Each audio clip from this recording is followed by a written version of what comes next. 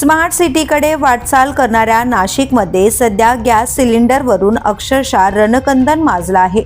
प्रशासनाकडून साठा मुबलक असल्याचे दावे होत असले तरी प्रत्यक्षात नागरिकांच्या नशिबी रिकामे सिलेंडर आणि नॉट रिचेबल एजन्सी येत आहेत। गॅसचा हा तुटवडा नैसर्गिक नसून वितरक आणि डिलिव्हरी बॉयच्या संगनमताने तयार केलेला कृत्रिम पेच असल्याचा गंभीर आरोप होतोय।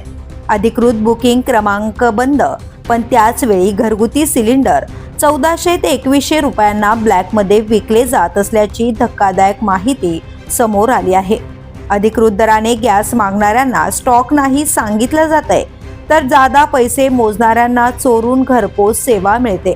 स्थिती इतकी बिकट झाली आहे की अनेक घरांमध्ये पुन्हा चुली पेटू लागल्यात। सॉ मिल समोर जळाऊ लाकडांसाठी नागरिकांची गर्दी वाढली आहे। छोट्या हॉटेल्सना टाळे लागले असून रोजंदारीवर जगणाऱ्यांचे हाल सुरू झाले आहेत। कोरोना काळातील ऑक्सिजनच्या टंचाईची आठवण करून देणारी ही परिस्थिती आता स्वयंपाकासाठी गॅस मिळवण्यासाठी नागरिकांची धडपड सुरू आहे। आता प्रशासन जागं होणार का आणि या काळ्या बाजाराला आळा बसणार का हे पाहणं महत्त्वाचं ठरणार आहे। The police news, Nitin Patil, Nashik.